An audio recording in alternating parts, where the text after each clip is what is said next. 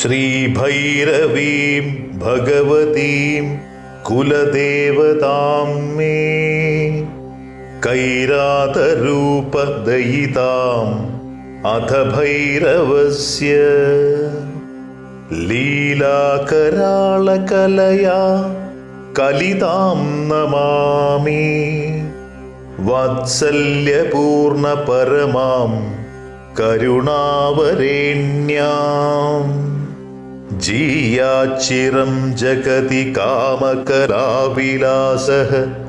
കല്യാണകാരി ശിവശക്തിവിലാസകൽപഃ യഃ കൽപിതഃ കില പുരാ മഹദാഹി പുണ്യാനന്ദാര്യനാഥ വിദുഷാ ഘനസാധകേന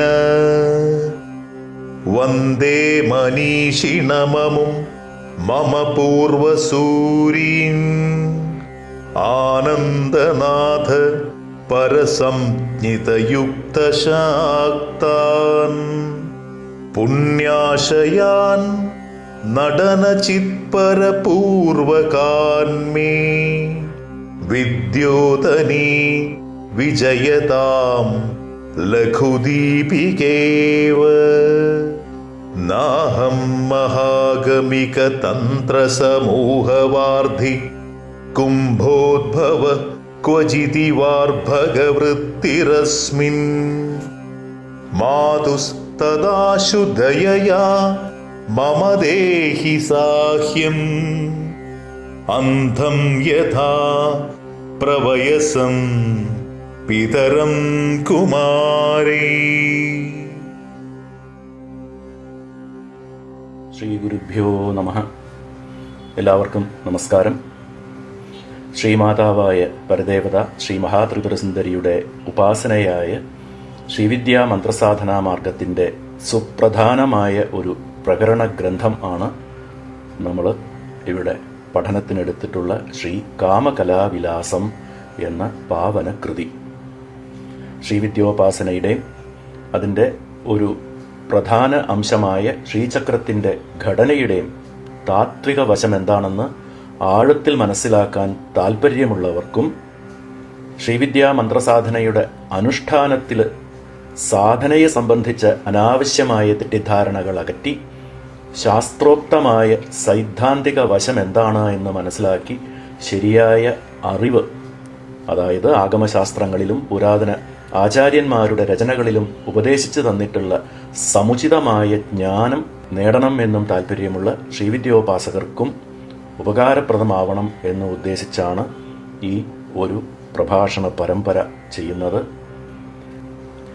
അനായാസമായി ഒരു കാഷ്വൽ ആയിട്ടുള്ള സമീപനത്തോടു കൂടി കേട്ട് മനസ്സിലാക്കാൻ പറ്റിയ വിഷയമല്ല ഇത് എന്നും ഗൗരവതരമായ ഒരു പഠനമായിട്ട് വേണം ഇതിനെ സമീപിക്കാൻ എന്നും ഒരു മുന്നറിയിപ്പും കൂടി ആദ്യമേ തന്നെ നൽകാൻ ആഗ്രഹിക്കുകയാണ്. കേൾക്കുമ്പോൾ തന്നെ വായിച്ചു പോകാനുള്ള സൗകര്യത്തിനു വേണ്ടി ശ്രീ കാമകലാവിലാസത്തിൻ്റെ മൂലശ്ലോകങ്ങളുടെയും ഉദ്ധരിക്കുന്ന മറ്റ് ശ്ലോകങ്ങളുടെയും വരികളും വീഡിയോയിൽ തന്നെ പ്രദർശിപ്പിക്കുന്നുമുണ്ട്. ഇനി നമുക്ക് വിഷയത്തിലേക്ക് കടക്കാം. ശ്രീ കാമകലാവിലാസം ശ്രീവിദ്യയുടെ ഒരു പ്രകരണ ഗ്രന്ഥമാണ് എന്ന് പറഞ്ഞു. പ്രകരണ ഗ്രന്ഥം എന്താണതിൻ്റെ അർത്ഥം? പ്രതിപാദ്യ വിഷയസ്യ സൂക്ഷ്മതത്വം വിസ്താര്യ വിവരണം ദദാതി യോ ഗ്രന്ഥഃ സ പ്രകരണഗ്രന്ഥഃ ഇത്യുച്യതേ. പ്രകരണഗ്രന്ഥം എന്ന് വെച്ചാൽ പ്രതിപാദ്യ വിഷയത്തിൻ്റെ സൂക്ഷ്മതത്വം വിസ്തരിച്ച് വിവരിക്കുന്ന ഗ്രന്ഥം എന്നർത്ഥം. ശ്രീവിദ്യ സംബന്ധമായിട്ടുള്ള ഗ്രന്ഥങ്ങൾ രണ്ട് വിഭാഗത്തിൽപ്പെട്ടവയാണ് എന്ന് പറയാം. ഒന്ന് അതിൻ്റെ ആരാധന അല്ലെങ്കിൽ സപര്യ എന്ന് പറയുന്ന അനുഷ്ഠാനപരമായ പൂജാവിധികൾ വിശദീകരിക്കുന്ന ഗ്രന്ഥങ്ങൾ. മറ്റൊന്ന് അതിൻ്റെ സിദ്ധാന്തം അഥവാ ദർശനത്തിൻ്റെ സാങ്കേതിക വശങ്ങളെക്കുറിച്ച് പ്രതിപാദിക്കുന്ന ഗ്രന്ഥങ്ങൾ. ഈ രണ്ടാമത്തെ വിഭാഗത്തിൽപ്പെട്ടവയെയാണ് പ്രകരണ ഗ്രന്ഥങ്ങളെന്ന് ഞാൻ ഉദ്ദേശിച്ചത്. ഇതുകൂടാതെ സ്തോത്ര വിഭാഗത്തിൽപ്പെട്ട ഗ്രന്ഥങ്ങൾ വേറെയുമുണ്ട്. മുഖ്യമായിട്ടും ശ്രീവിദ്യോപാസകരെ ഉദ്ദേശിച്ച് ചെയ്യുന്ന ഒരു പ്രഭാഷണ പരമ്പരയായതുകൊണ്ട് എന്താണ് ശ്രീവിദ്യ എന്നതിനെക്കുറിച്ച് ഒരു ദീർഘമായ വിശദീകരണത്തിന് പോകുന്നില്ല. എങ്കിലും ശ്രീവിദ്യ അഥവാ ശ്രീവിദ്യോപാസന എന്നത് യഥാവിധി ദീക്ഷയിൽ കൂടി സ്വീകരിച്ച മന്ത്രജപ സാധനയിൽ കൂടിയുള്ള ഒരു ദേവീ ഉപാസനയാണ് എന്ന് ശ്രീവിദ്യോപാസനയെക്കുറിച്ച് അറിയാത്തവർക്ക് വേണ്ടി ചുരുക്കമായി നിർവചിക്കാം. ഈ ഉപാസനയിൽ ആരാധിക്കപ്പെടുന്ന ഭഗവതി ശിവശക്തി ഐക്യരൂപിണിയായ ശ്രീ മഹാത്രിപുര സുന്ദരിയാണ്. ശ്രീവിദ്യയുടെ മുഖ്യമായിട്ടുള്ള പൂജാവിധാനം എന്നത് ശ്രീചക്ര ആരാധനവുമാണ്. ശ്രീവിദ്യാ സിദ്ധാന്തത്തിന്റെ തുടക്കം എവിടുന്നാണ്? കാശ്മീർ താഴ്വരയിൽ രൂപം കൊണ്ട് പുരാതനമായ ശൈവദർശനത്തിൽ നിന്നും ഉരുത്തിരിഞ്ഞുണ്ടായ ശക്തിപ്രധാനമായ ത്രിപുരാക്രമം അഥവാ ശ്രീക്രമത്തിൽ നിന്നുമാണ് ശ്രീവിദ്യാ സിദ്ധാന്തത്തിന്റെ ഉദ്ഭവം. ശ്രീവിദ്യയുടെ അനുഷ്ഠാനപരമായ സപര്യാവിധികൾക്ക് എന്ന് വെച്ചാൽ പൂജാതി ക്രിയകൾക്ക് പരശുരാമകൽപ്പസൂത്രം, ത്രിപുരാർണവതന്ത്രം മുതലായവയാണ് പ്രമാണ ഗ്രന്ഥങ്ങളായിട്ടുള്ളത്. എന്നാൽ അവയേക്കാൾ പുരാതനമായിട്ടുള്ളതും ശ്രീവിദ്യാ സാധനാമാർഗത്തിന്റെ ഒരു മൗലിക ഗ്രന്ഥം എന്ന് വിശേഷിപ്പിക്കാവുന്നതുമാണ് വാമകേശ്വര തന്ത്രം. കാശ്മീര ശിവാദ്വൈത സിദ്ധാന്തത്തിന്റെ ത്രിപുരാക്രമത്തിലും പ്രമാണമായി അംഗീകരിക്കപ്പെട്ടിട്ടുള്ള ഒരു ഗ്രന്ഥമാണ് ഈ വാമകേശ്വര തന്ത്രം. നിത്യാഷോഡശികാർണവം എന്ന പേരിൽ അറിയപ്പെടുന്നതാണ് ഈ ഗ്രന്ഥം. വാമകേശ്വര തന്ത്രം എന്ന പേരിൽ ഉണ്ടായിരുന്ന ഒരു ബൃഹത് ഗ്രന്ഥത്തിന്റെ ഒരു ഭാഗം മാത്രമാണോ നിത്യാഷോഡശികാർണവം എന്നതും ഉറപ്പില്ല. പക്ഷേ കാശ്മീര ശൈവത്തിന്റെ ഒരു ആചാര്യനായ ശ്രീ രാജാനക ജയരഥാചാര്യർ വാമകേശ്വരി മതം എന്ന പേരിൽ തന്നെ നിത്യാഷോഡശികാർണവം വ്യാഖ്യാനിച്ചിരിക്കുന്നത് കൊണ്ട് വാമകേശ്വര തന്ത്രത്തിന്റെ പൂർണ്ണ രൂപം തന്നെയാണ് നിത്യാഷോഡശികാർണവം എന്ന് തന്നെ കരുതേണ്ടി വരുന്നു.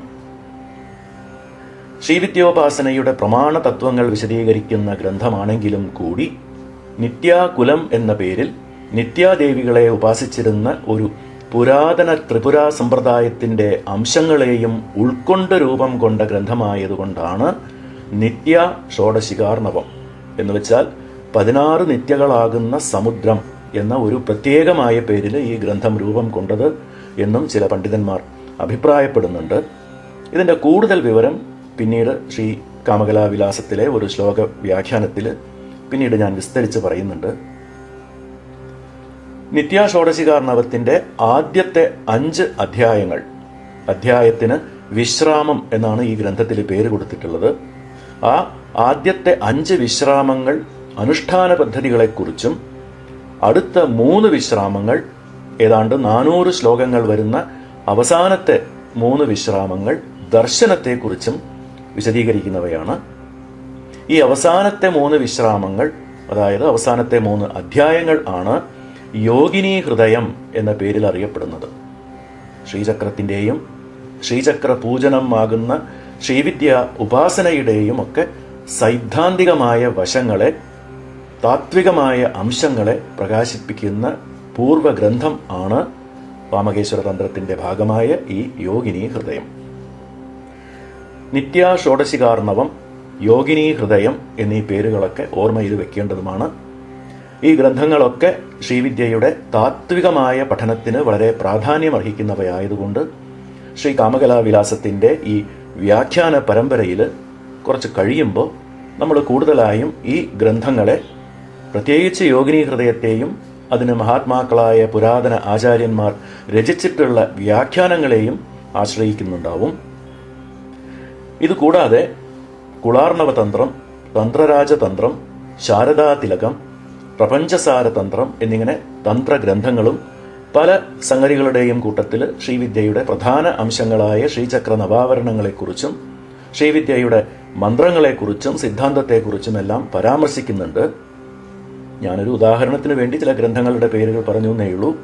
ശ്രീവിദ്യാ സാധനയെക്കുറിച്ച് പരാമർശിക്കുന്ന സൗന്ദര്യലഹരി, സുഭഗോദയസ്തുതി, ചിദ്വിലാസസ്തവം എന്നിങ്ങനെ ചെറുതും വലുതുമായി ഇനിയും ധാരാളം ഗ്രന്ഥങ്ങളുമുണ്ട്.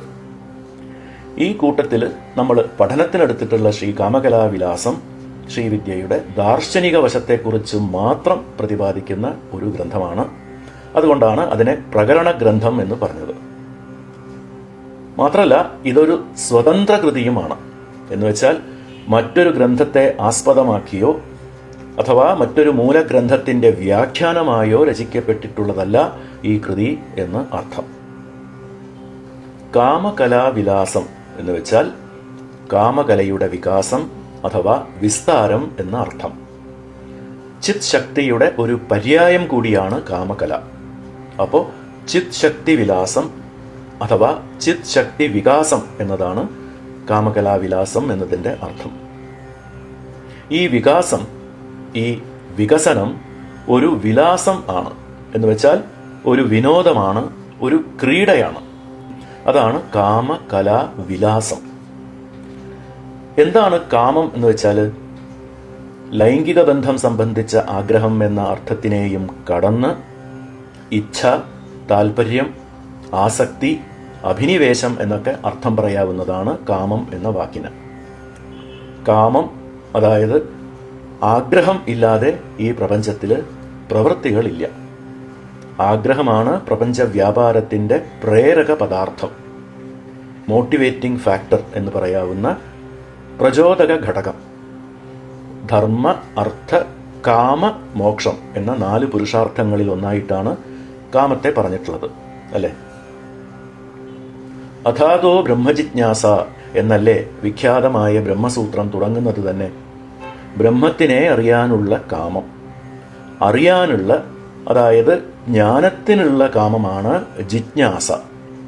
മോക്ഷത്തിനുള്ള കാമമാണ് മുമുക്ഷ. സൃഷ്ടിക്കുന്നതിനുള്ള കാമമാണ് സിസൃക്ഷ. കർമ്മത്തിനുള്ള കാമമാണ് ചികിത്സ. സംസ്കൃതത്തിൽ ഇങ്ങനെ ഓരോ തരം കാമത്തിനും പ്രത്യേകം സംജ്ഞകൾ ഉള്ളത് ശ്രദ്ധേയമാണ്. ഇവിടെ ഈ കാമകല എന്ന പ്രയോഗത്തിലെ കാമം കുറിക്കുന്നത് ജഗത് സൃഷ്ടിക്കുള്ള കാമത്തെയാണ്, സിസൃക്ഷ.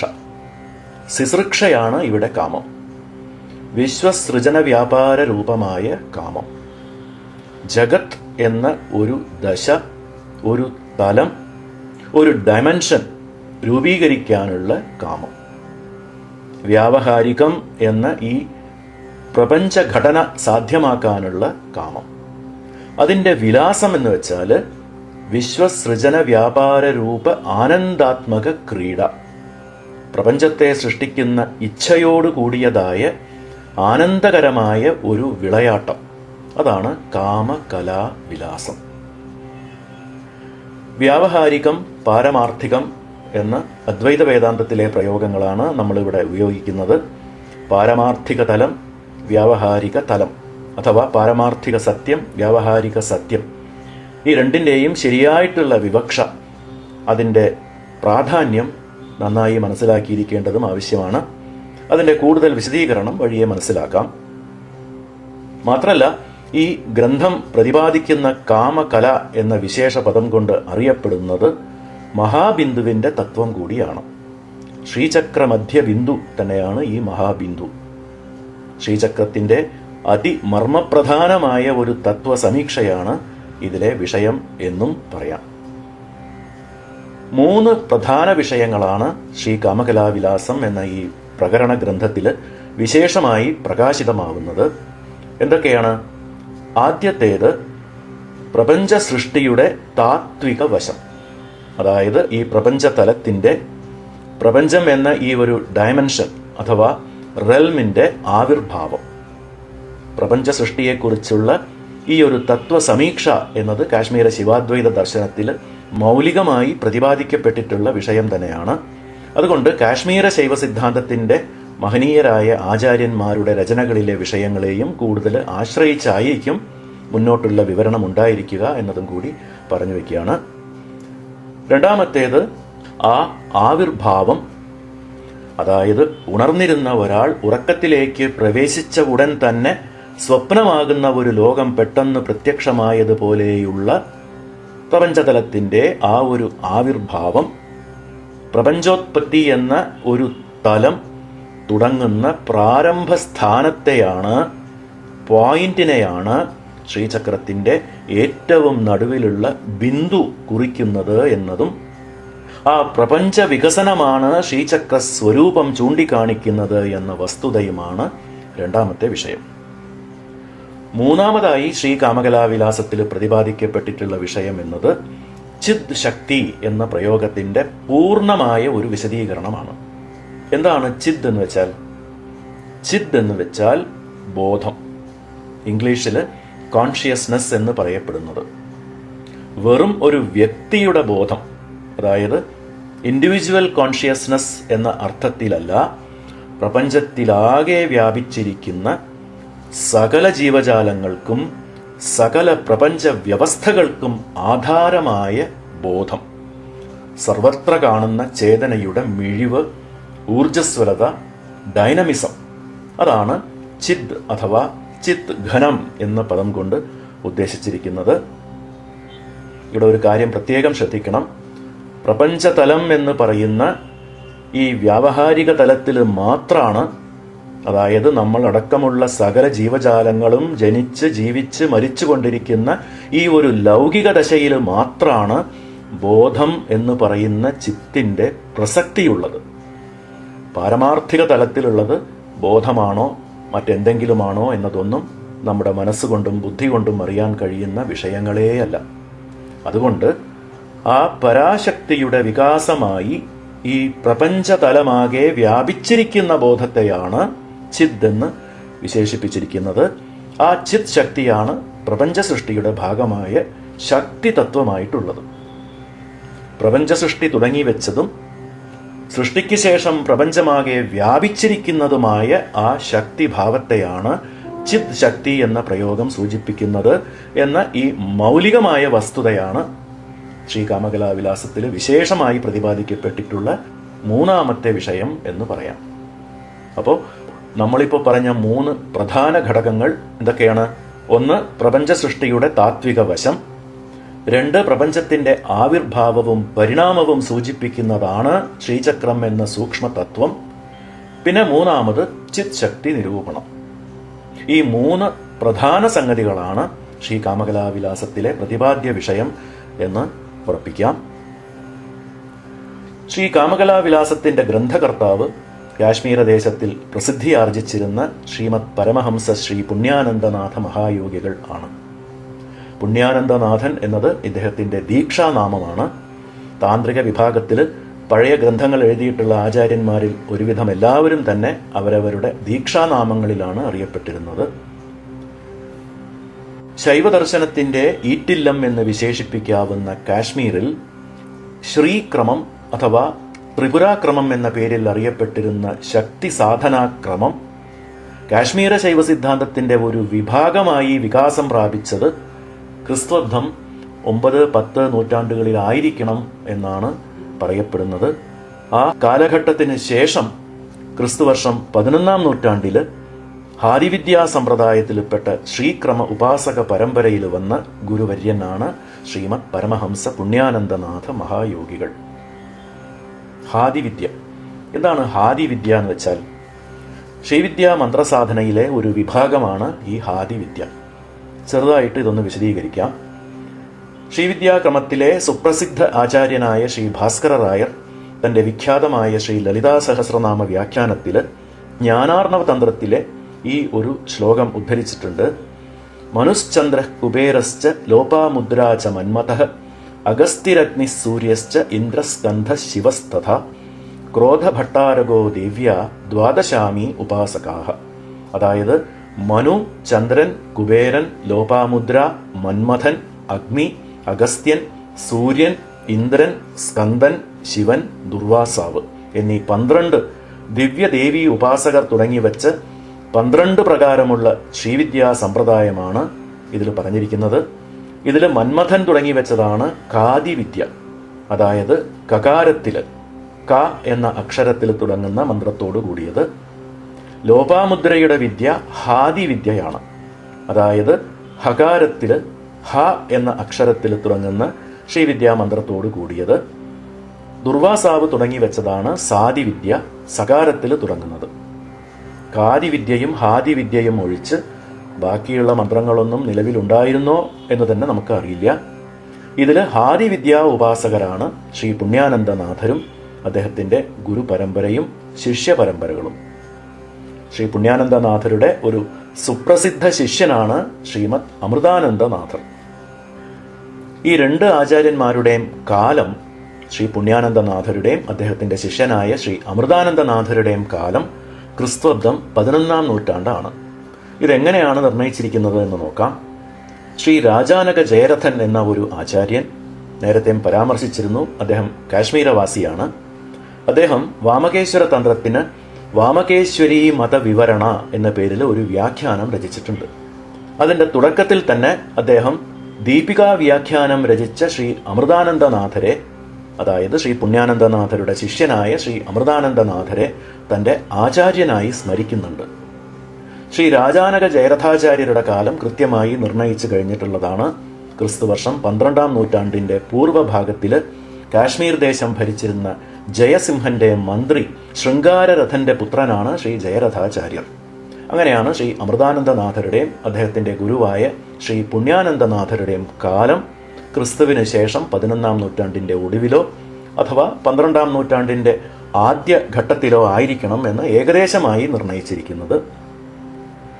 ശ്രീമദ് പുണ്യാനന്ദനാഥ യോഗികളുടെ ശിഷ്യൻ ശ്രീ അമൃതാനന്ദനാഥരും വളരെ പ്രസിദ്ധി ആർജിച്ച ഒരു ആചാര്യനാണ്.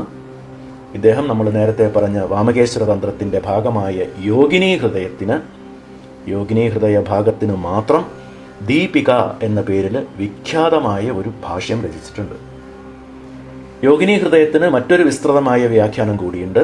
ശ്രീവിദ്യാ സമ്പ്രദായത്തിലെ വിശിഷ്ട പണ്ഡിതനും ആചാര്യനുമായ ദക്ഷിണ ഭാരതത്തിൽ നിന്നുമുള്ള ശ്രീമദ് ഭാസ്കര റായറും സേതുബന്ധം എന്ന പേരിൽ പ്രസിദ്ധമായ ഒരു വ്യാഖ്യാനം യോഗിനീ ഹൃദയം ഉൾപ്പെടെയുള്ള സമ്പൂർണ്ണ നിത്യാഷോഡശികാർണവത്തിന് രചിച്ചിട്ടുണ്ട്. എന്നാൽ ഈ ശ്രീ ഭാസ്കര റായർക്ക് ഏതാണ്ട് 650 വർഷങ്ങൾക്ക് മുൻപ് ജീവിച്ചിരുന്ന ശ്രീമദ് അമൃതാനന്ദനാഥരുടെ വ്യാഖ്യാനം പൂർവികമായ കാശ്മീര പദ്ധതിയിലുള്ള ശ്രീക്രമരീതി അഥവാ ത്രിപുരാക്രമരീതിയെ അനുകരിച്ചുള്ളതാണ്. ശ്രീമദ് അമൃതാനന്ദനാഥരുടെ ചില വീക്ഷണങ്ങളോടും അഭിപ്രായങ്ങളോടും പൂർണ്ണമായി യോജിക്കുന്നില്ല എങ്കിലും ഏതാണ്ട് ദീപികാ വ്യാഖ്യാനത്തെ അനുസരിച്ചും അനുബന്ധിച്ചുമാണ് ശ്രീമദ് ഭാസ്കര റായരുടെ സേതുബന്ധം വ്യാഖ്യാനത്തിലെ യോഗിനീ ഹൃദയ ഭാഗത്തിന്റെ വ്യാഖ്യാനം ഉള്ളത്. അത് നമുക്ക് മനസ്സിലാക്കാൻ കഴിയുന്നുണ്ട്.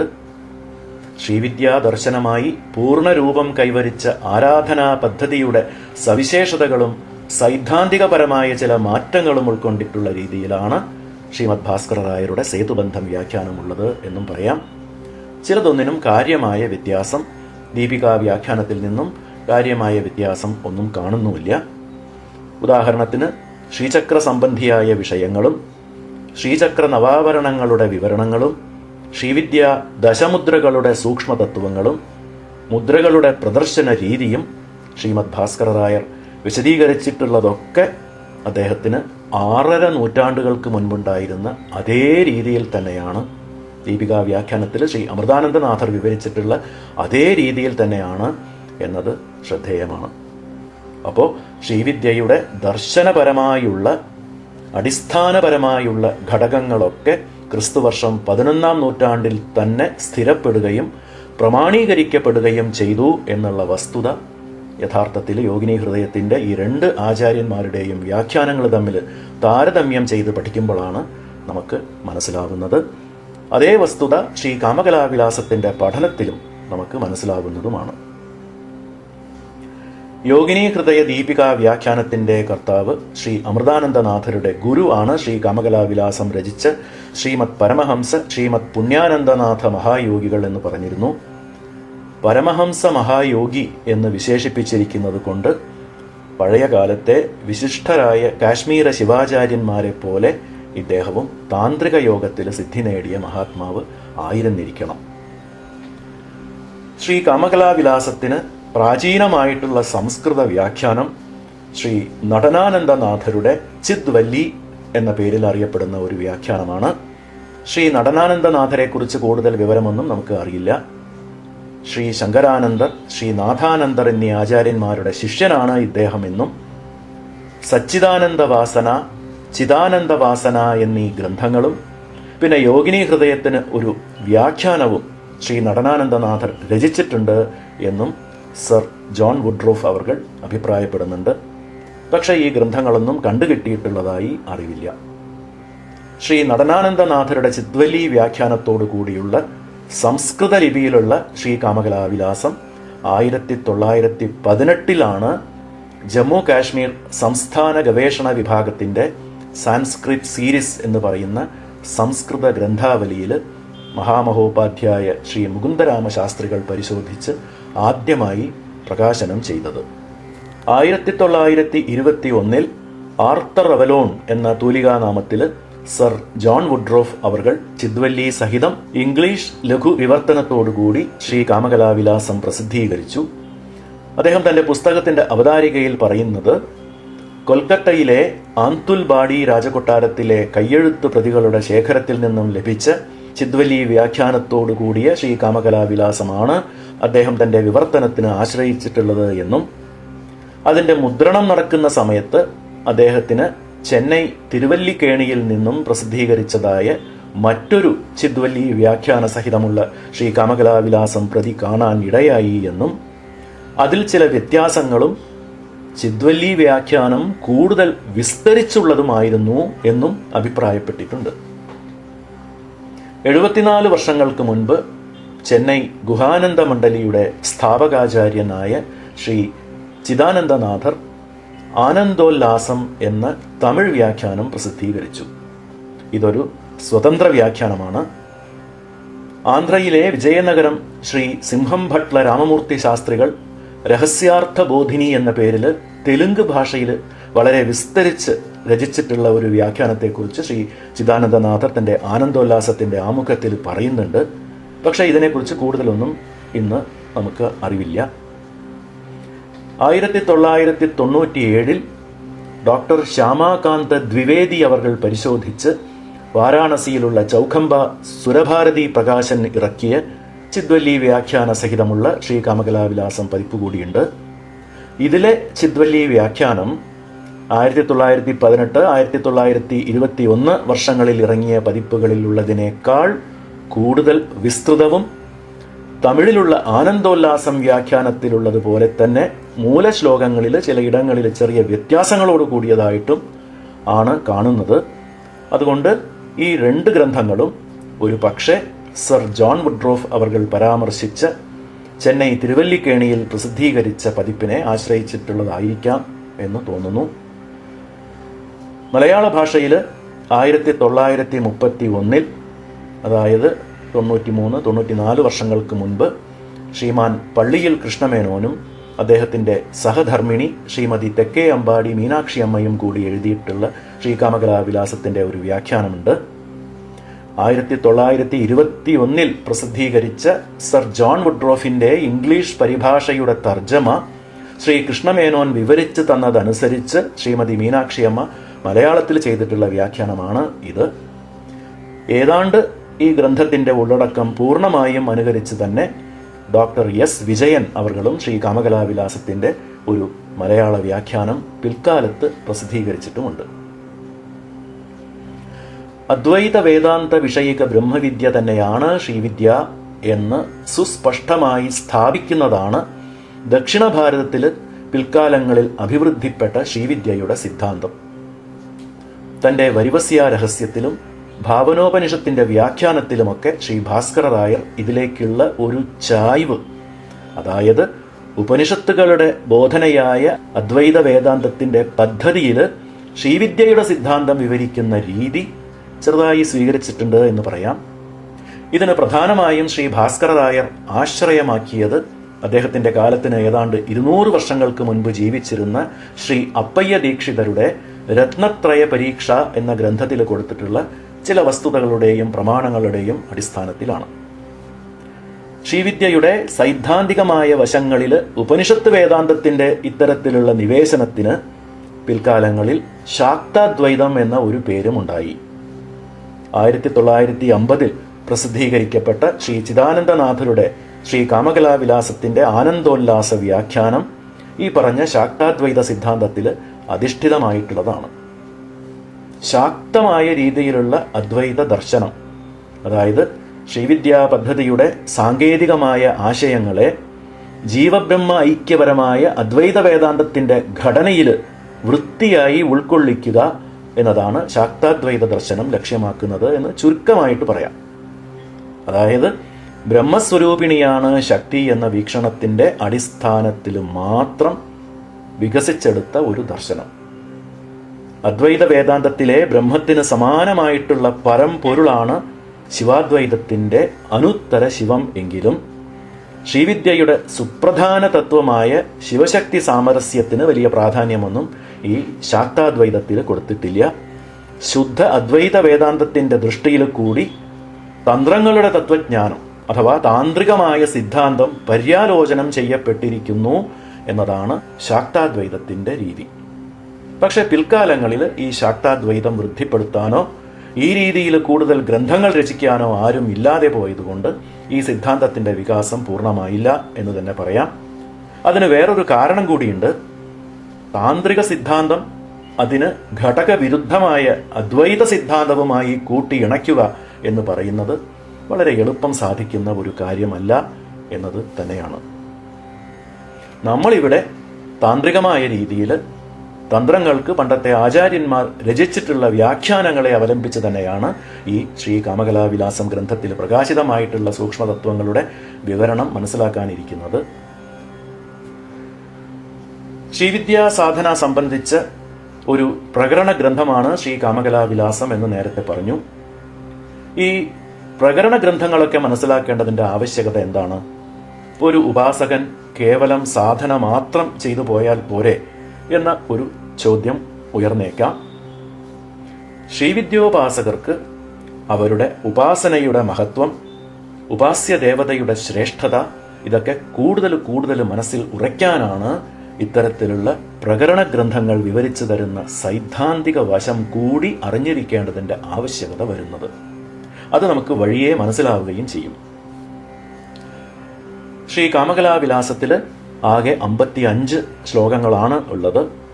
അതിൽ ചില ശ്ലോകങ്ങൾ അർത്ഥവൈപുല്യമുള്ളവയാണ്, മറ്റു ചിലത് ലഘുവുമാണ്.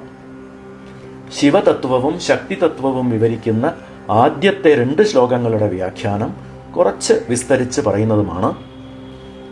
അപ്പോൾ ഈ ഒരു ഉപോദ്ഘാതത്തോടു കൂടി ഈ സംവാദം അവസാനിപ്പിക്കാം. അടുത്ത ഭാഗം തൊട്ട് ശ്രീ കാമകലാവിലാസത്തിന്റെ ശ്ലോകങ്ങളുടെ അർത്ഥവിശദീകരണത്തിലേക്ക് കടക്കാം. അതുവരെ എല്ലാവർക്കും നന്ദി, നമസ്കാരം.